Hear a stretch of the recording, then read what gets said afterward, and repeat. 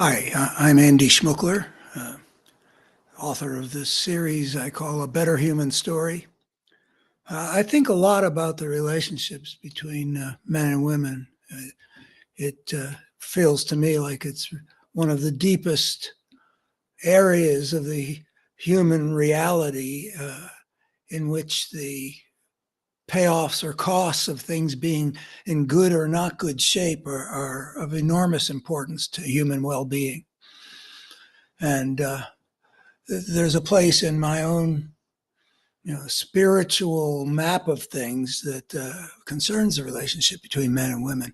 I have a piece called The Sacred Space of Lovers, which was a whole project I undertook. I didn't keep going with it, but I wrote a few things that you can find on my website, abetterhumanstory.org. And it's a vision of an ideal that can happen between lovers and in a relationship which has been so central to the survival and the perpetuation of our species.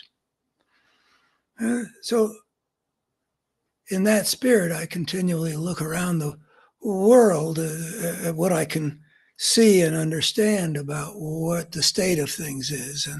And I look at these things in an evolutionary perspective, because that's how I see, what this whole thing about, two sexes and the relationship and the whole concept of a family as our species finds a way to create a life that can continue. So, abetterhumanstory.org, and the piece is The Sacred Space of Lovers, an ideal of what can happen. So it is in the context of my thinking about those things in evolutionary perspective, and also in a historical perspective, because my whole life's work is about how the rise of civilization introduced so much brokenness into the human world. And part of that brokenness has had to do with the relationship between men and women. And so in that context, I do this analysis of why the well-being of women requires men to keep it to themselves, with a subtitle of About Consent. One might frame the question this way: do women have the right to be spared having to deal with men's sexual feelings about them? Yes, women do have that right, particularly at this stage in the history of human civilization. But it also must be recognized that the current rules do demand something of men that goes against their inborn nature. The answer is yes, because throughout the history of human civilization, men have asserted a great many rights that have hurt women profoundly. And one of those has been the right to impose their sexual thoughts and feelings and sometimes urges upon women. Cultures throughout history have given men the right to force women to deal with them in sexual terms, whether they want to or not. The spectrum runs from wolf whistles at sexually attractive females, through forced kisses, through sexual harassment in the workplace, to rape. Our society as well. The movies from the 1940s and the 1950s provide abundant evidence that American society approved of men compelling to deal with his sexuality uninvited. From the Me Too movement, we've learned just how ubiquitous this imposition of male sexuality without consent has been in our own society, and how injuriously. A surprising number, surprising anyway to me, of sexual intrusions involving force. And we learned how traumatic so many of these unwelcome sexual encounters were, even to the point of lives being forever thrown off course. E. Jean Carroll's apparently never recovering in terms of her own sexuality from the traumatic effect of Donald Trump's sexual assault against her is also illustrative of how serious a matter this is. And a monster like Harvey Weinstein was just an extreme example of a widespread male pattern. But, on the other hand, these monstrous forms of male sexual assertion represent perversions of a natural inclination in the human male.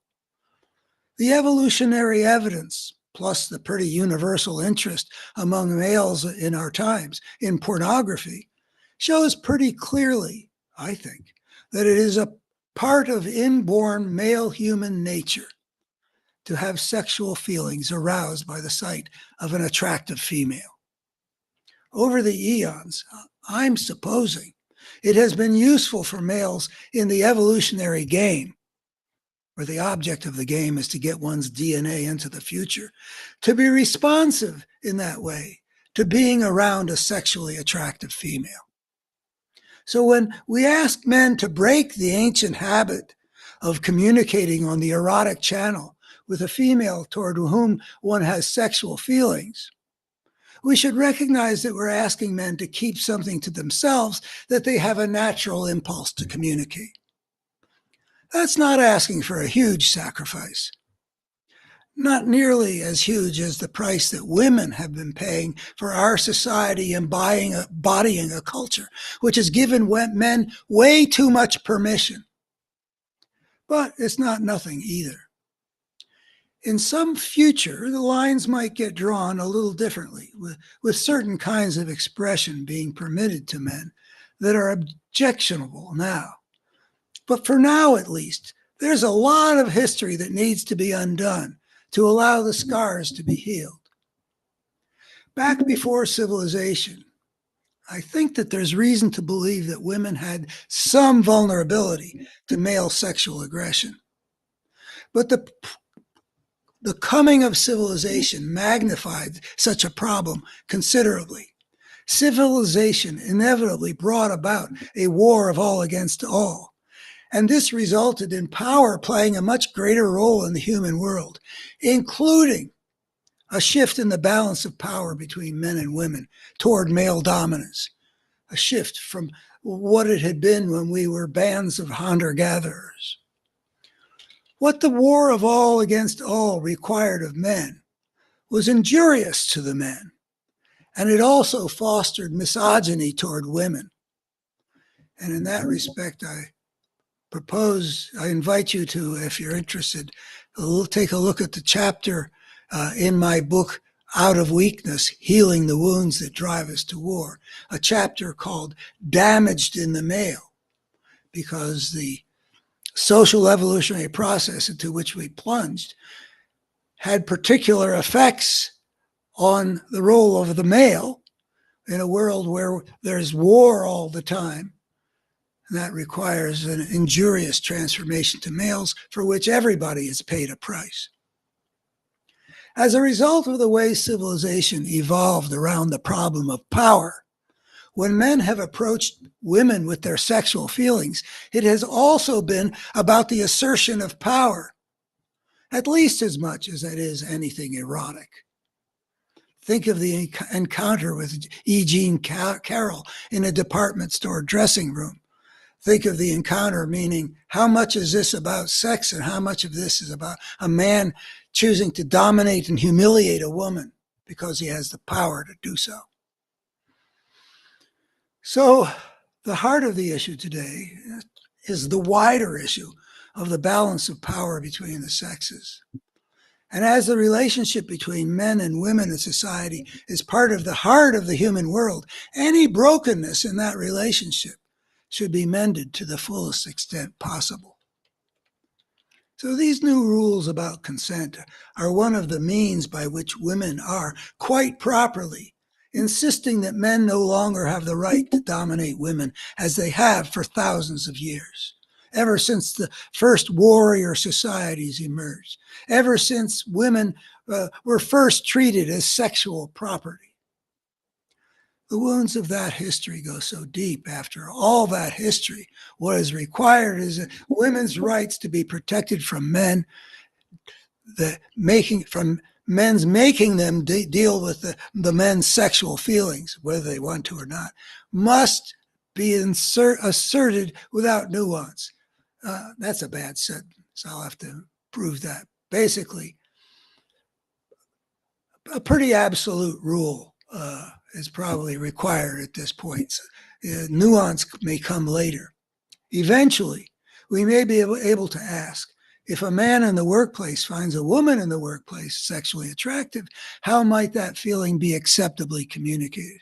Or is there any expression at all of it creating a hostile workplace? I am imagining that men and women in the days of hunter-gatherers dealt with all that pretty successfully, without the men having to block the expression of something they evolved to want to express. If we can make our civilization more whole in the ways that the hunter-gatherer society were, then sex can become less contaminated by the pathologies of power, and men, less broken themselves inside, will be able to express their nature in more unobjectionable ways. Well, that's as far as I've been able to take that inquiry. I think I'm aware that one of the things that I know from experience is that talking about the relationships between men and women, about what's natural and all that, and what's right and what's not right, has been very dangerous. And I've had various people tell me to just stay away from that field because there are too many emotional landmines.